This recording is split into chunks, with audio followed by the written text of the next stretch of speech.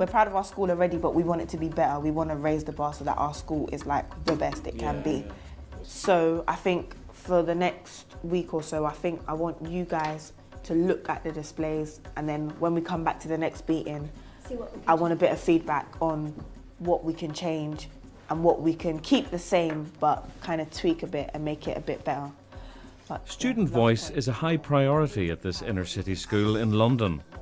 Being a good citizen, it's just being civil, just being pleasant to everyone. We certainly feel in this school that citizenship is at the root of everything we do. Since we've come into the new building, we've realised the students really have a real sense of ownership.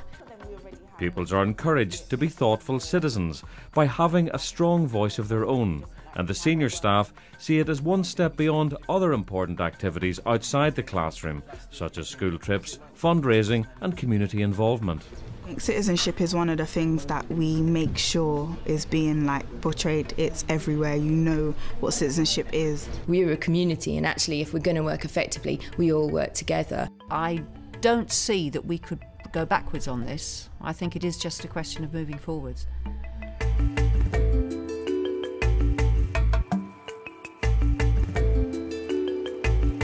Haverstock School in North London.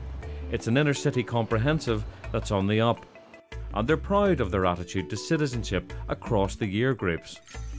Over 50% have a background of refugee or asylum seeker status. 58% qualify for free school meals. Obviously we're a very multi-ethnic school, and one of the most important things in the school is to make sure that we reduce any kind of tension that might exist between different groups. In terms of where the school are geographically, it is fantastic for citizenship because it lends itself to real life examples. Over 30% speak English as an additional language, and some 54 languages are spoken around the school. In a community like this, a proactive approach to citizenship is crucial.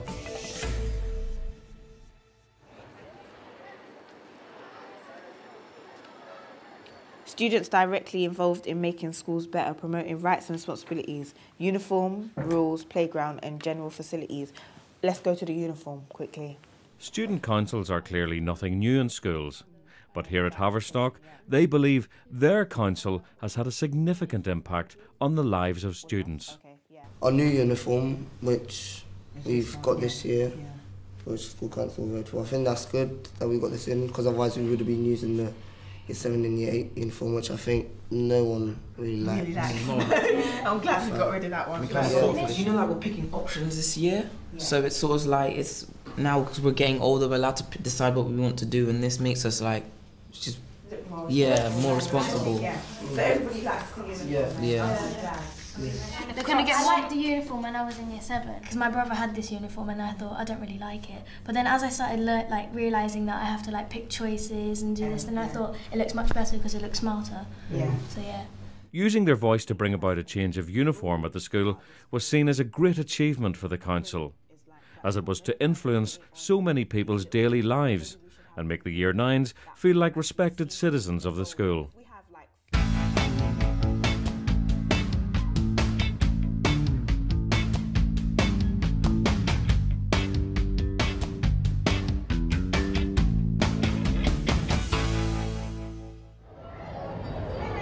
It all started in a school council meeting where we looked at the Year 10 uniform and we thought, oh, that looks smart, we want to have it. So then we designated jobs for people to get a petition. Some people would get a petition, some people would write a letter to Mr. Dowd. We wrote the letter to Mr. Dowd and he accepted it. And at the beginning of Year 9, we sort of got the new uniform. It looks better and I think it's just as comfortable as this one. And I think it makes you look more like you're wearing a school uniform. This is doesn't really look like a school uniform much. I just think it's a bit plain and a bit dull and it doesn't really look as nice as the Year 9 uniform. It made us feel more mature. We were at a higher stage in the school and now we're beginning to pick our options and get to GCSE stages. This made us feel more mature, more responsible and more independent. Being able to get this new uniform is like a small step for us because now we can, in the future, we'll be able to change more things which will help our voice to be heard more. There's a sense of pride within the students, that they manage to take something from just an idea to persuade decision makers in school that this was a really good idea. To see them all wearing the uniform so proudly, I think gives them a sense of that belonging to Haverstock School, because they wouldn't ask for a uniform if they didn't feel that they were really true Haverstock citizens. That was really good, guys.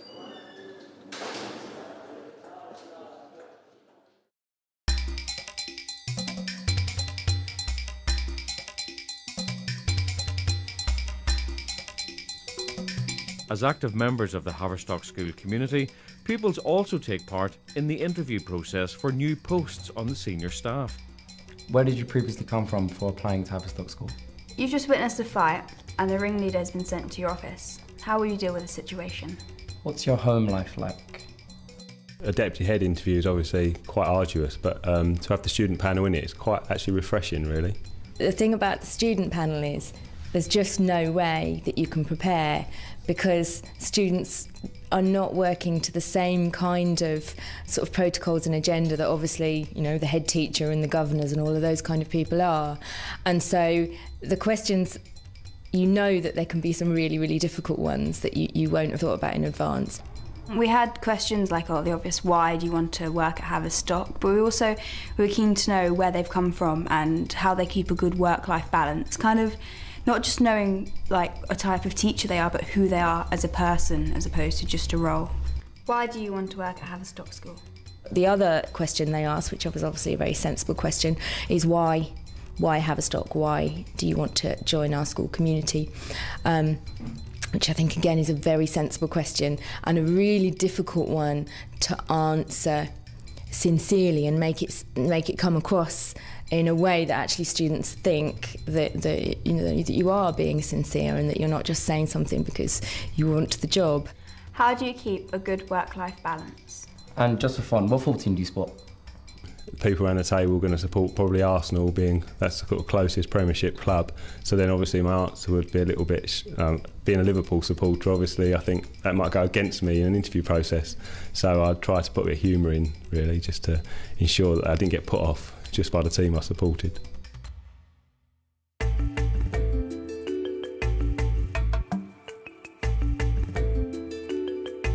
Okay, so Rights Respecting School Award. This is an award. Has everyone got one, yeah? Okay. This is an award that our school is hopefully going to be going for, which Miss Marstock, the head of Citizenship, has kind of organised and put together. So if you've got any other questions other than these, you can ask her. But what is it? Well, the Rights Respecting School Award gets me very excited as a citizenship or as head of department for a couple of reasons. This is an award initiated by the United Nations. And I think it's a perfect award for citizenship-rich schools because it's a real opportunity for schools to show off how well they're doing. Not just from the citizenship side, but also as a school that is part of a community where there are ultimately people coming every single day, and how they engage with each other, how do they engage with their school environment.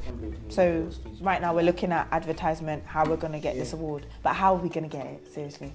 What right? How do we need to show these rights? Are we showing it in our behaviour when they come around, or are we showing it in our displays? What are we doing? But we can go around telling people what's going to happen and stuff. And what the award's about. Yeah. And if they know what rights they have. Yeah. Maybe we could have like an inter-tutor group discussion before all the lessons start, so we could like discuss what the awards are for, to explain to our classrooms what's going to happen and what will be happening in the future. Sometimes without anything being said verbally, you will know as an observer whether the school is a rights respecting school. And that would be the way in which students, for example, attend school, how they attend school on time, how they engage with each other as they walk along the corridors, how when they walk past their teachers say good morning, how are you, or hold open doors. As part of the Haverstock application for the Rights Respecting School Award, we've decided to really take it a step further and look at our behaviour for learning policy. And that includes, for example, looking at our current classroom rules, corridor rules, and ways in which we communicate to the students the expectations for a productive learning environment. I've always had my own theory on rights and responsibilities. I've always thought that one person's right is another person's responsibility, and your own responsibilities are other people's rights. Ideally, it might later on in a couple of months look like this. Teacher has a right to be respected. Students have a responsibility to listen. So that could be one example in how that might change into more accessible language, or language that is consistent and agreed to by staff and students.